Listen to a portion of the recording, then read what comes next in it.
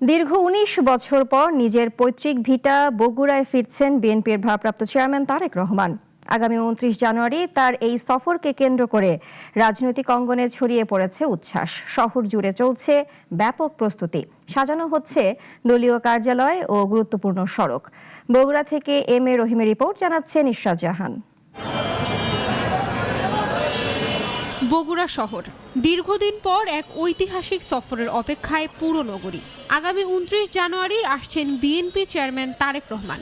আসার পর প্রথমেই শহরের আলতাফুন্নেসা খেলার মাঠে জনসমাবেশ করবেন তিনি। এই সমাবেশকে ঘিরে মাঠ জুড়ে চলছে মঞ্চ নির্মাণ, টাঙানো হচ্ছে ব্যানার, ফেস্টুন, নেওয়া হচ্ছে নিরাপত্তা প্রস্তুতি। সাধারণ নেতা কর্মী, সাধারণ মানুষ অত্যন্ত আবেগপ্রবণ হয়ে আসছে। জনাব তারেক রহমান উনি আসবেন, এটা বগুড়ার মানুষ ভীষণভাবে অপেক্ষা করছে তার জন্য।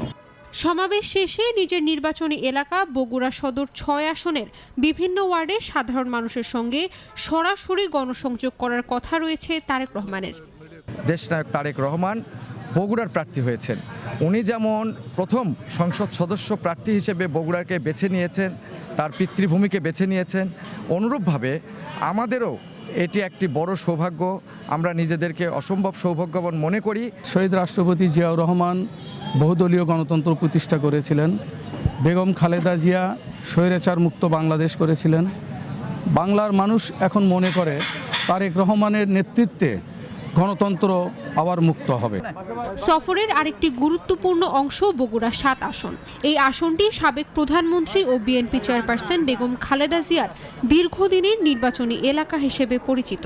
খালেদা জিয়ার অনুপস্থিতিতে এই আসনে ধানের শীষ প্রতীকের প্রার্থী মোর্শেদ মিল্টনের পক্ষে বিভিন্ন এলাকায় গণসংযোগ করবেন তারেক রহমান।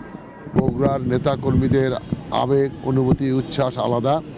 তো সেইখান থেকে আমরা এই সভাকে আমরা সর্বতভাবে সফল করার লক্ষ্যে আমরা বিভিন্ন দিক নির্দেশনা আমরা পেয়েছি এবং কাজ করছি সেই লক্ষ্যে।